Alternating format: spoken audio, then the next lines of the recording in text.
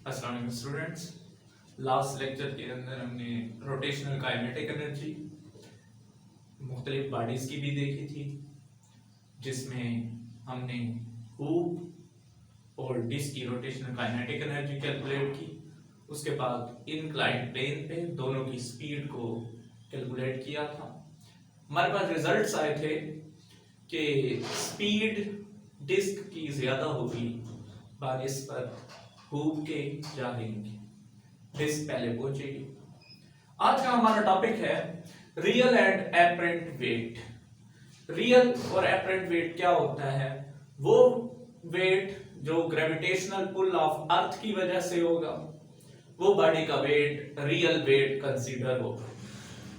मतलब इस बात का ये है कि जिस ग्रेविटेशनल फोर्स के तहत जमीन अपने मरकज की जानिब बॉडीज को अट्रैक्ट करेगी, पुल करेगी, वो force gravitational force of attraction क्या कहलाती है? Weight of the body. इसी तरह रियल वेट हमारे पास बाय डेफिनेशन क्या होगा? The gravitational pull of the earth on the object is known as real weight. Real weight कहलाता है। एपरेंट वेट वो वेट है जो बॉडी का जाहिरी तौर पर होगा, हकीकत में ये वेट नहीं होगा। ये वेट जाहिरी तौर पर है, मतलब ये कि ये वेट कम भी ज्यादा हो सकता है। एपरेंट वेट की फिर डेफिनेशन क्या है?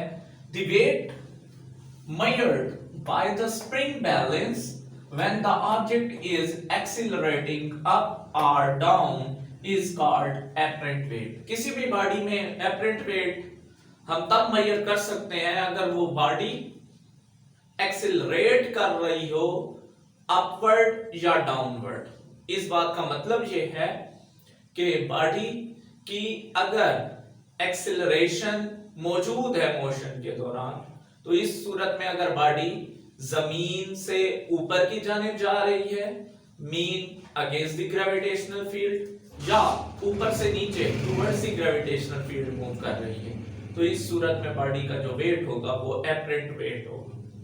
ये वेट मेजर हम करने के लिए क्या चीज लेते हैं? स्प्रिंग बैलेंस से हम इस वेट को मेजर करते हैं। अब apparent weight is equal and opposite to the force required to stop the object to falling। apparent weight हकीकत में हमारे पास क्या होता है?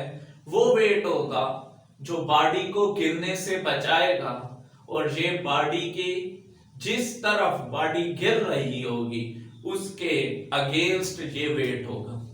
अब कोई भी चीज अगर मैं ऊपर से नीचे थ्रो करता हूं स्टूडेंट्स, तो ये इस चीज को अगर मैं रिलीज करूं तो ये ऊपर से नीचे मूव कर ले, मतलब ये कि ये रियल वेट है, और upward against it's falling mean के वेट नीचे है और हम टेंशन को हमेशा अगेंस्ट द वेट ऊपर, तो ये जो टेंशन टी हम मेजर करेंगे यही हमारे पास एपरेंट वेट होगा। इसके लिए मैंने एक लिफ्ट ले ली, उसके अंदर स्प्रिंग बैलेंस लगा दिया और वेट डब्ल्यू साथ मैस एम अटैच कर दिया, जिसका वेट क्या है? डब्ल्यू। मुख्तलिफ कंडीशंस लेते हैं हम फिर। Apparent weight of an object in a lift. Lift के अंदर क्या होगा? We consider a lift in order to measure the apparent weight by the relative motion. हम लिफ्ट को रिलेटिव मोशन देंगे, या तो नीचे से ऊपर, ऊपर से नीचे, मुख्तलिफ किस्म की मोशंस होंगी। When the lift move up or down, then the weight measured in the lift by spring balance is the apparent weight of an object। जब लिफ्ट ऊपर से नीचे मूव करेगी तब जो इसमें हम वेट मेजर करेंगे वो एपरेंट वेट होगा। केस नंबर 1 की तरफ हम जाते हैं। केस नंबर 1 है कि लिफ्ट एट रेस्ट है, या तो लिफ्ट रेस्ट में है, रुकी हुई है, या मूव कर रही है यूनिफॉर्म वेलोसिटी से। अगर बॉडी की वेलोसिटी यूनिफॉर्म है, it's mean there is no change in its velocity and the rate of change in velocity is known as acceleration, so there will be no acceleration. इसमें acceleration मौजूद नहीं होगी। Bye definition क्या था कि अगर वो एक्सीलरेट कर रही हो, मतलब कि फर्स्ट केस के मुताबिक टेंशन 0 आनी चाहिए। और अब इस सूरत में हम देखते हैं कि हमारे पास टेंशन की वैल्यू क्या होगी। टेंशन हमारे पास 0 है लेकिन 0 नहीं आएगी क्योंकि बॉडी ऊपर से नीचे मूव कर रही है। इसका ये मतलब जितना वेट है उतनी ही टेंशन होगी। When the lift is at rest or moving with uniform velocity, then its acceleration will be 0. तब इसकी acceleration क्या होगी? 0. Net forces दो हैं, एक वेट नीचे है और अपवर्ड क्या है? टेंशन। तो दोनों फोर्सेस को, वेट को positive, tension negative, weight F net is equal to weight minus tension. Force F is equal to ma, weight mg minus t। क्योंकि एक्सेलरेशन नहीं है, एक को 0 पुट कर दिया है, F नेट 0 हो जाएगी, T यहां पे माइनस है, इधर प्लस हो जाएगा, तो T is equal to mg। Case number 1 के तहत एपरेंट और रियल वेट बॉडी का क्या होगा? सेम होगा। इसका ये मतलब कि अगर एक लिफ्ट के अंदर हम वेट मेजर कर रहे हैं और वो लिफ्ट यूनिफॉर्म वेलोसिटी से नीचे से ऊपर जा रही है या ऊपर से नीचे जा रही है, तो आपके पास एपरेंट और रियल वेट दोनों आपस में बराबर होंगे। Lift accelerating upward. अब मैं लेता हूं कि लिफ्ट ऊपर की जाने जा रही है, लिफ्ट अपवर्ड है, वेट किधर है? नीचे। अगर इसने ऊपर जाना है तो T will be greater than W करना पड़ेगा मुझे। T ग्रेटर हो जाएगा W के। अगर T ग्रेटर देन W है तो T will be positive and W will be negative. F net will be is the sum of the forces, then T minus W, F net total force। Force ma acceleration body की A थी, T minus mg। अब देखते हैं कि tension क्या बन सकती है, तो माइनस mg इधर, यहां पे प्लस हो जाएगा ma प्लस mg, इंटरचेंज कर दिया, तो T is equal to ma plus mg, m को कॉमन तो a प्लस g। इसका ये मतलब कि अब m के साथ जो g प्राइम आया है उसकी वैल्यू ग्रेटर देन g हो गई। इट्स मीन कि हमारे पास अब एपरेंट वेट ज्यादा है बनिस्बत किसके? रियल वेट के। तो ये आपके पास इसका रिजल्ट। ये किस फैक्टर से इंक्रीज होगा? a plus g। g constant है a, जितनी ज्यादा लिफ्ट के अंदर एक्सेलरेशन प्रोड्यूस होगी एपरेंट वेट उतना ज्यादा बढ़ता जाएगा। केस नंबर 3 की तरफ देखते हैं। Lift is moving down with an acceleration. अब ऊपर से नीचे आ रही है लेकिन एक्सेलरेशन उसकी मौजूद है, लिफ्ट की एक्सेलरेट करती है, कभी ज्यादा हो जाती है कभी कम, एक्सेलरेशन में चेंज है।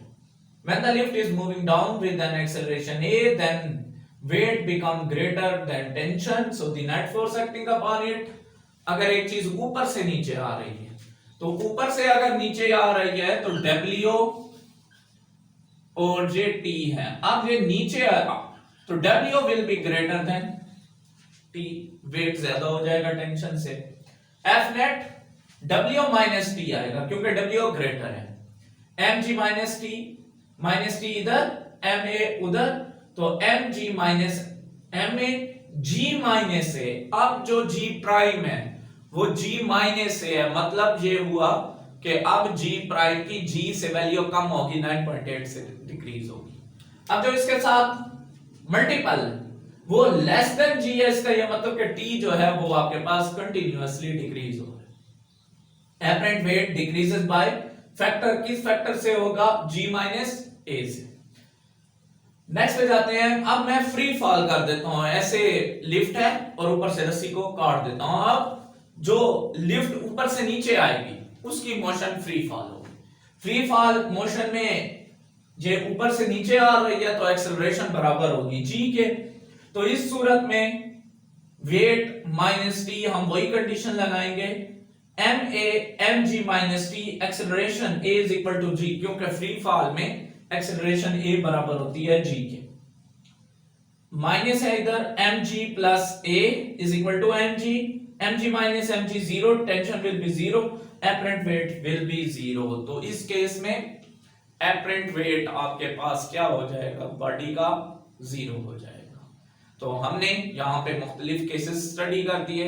स्टूडेंट्स कोई भी क्वेश्चन हो तो आप उसके लिए कमेंट बॉक्स में अपना क्वेश्चन करें, इंशाल्लाह उसका रिप्लाई आपको दे दिया जाएगा। कोई भी प्रॉब्लम हो इस टॉपिक से रिलेटेड तो डिस्कस करें। ओके, अल्लाह हाफिज।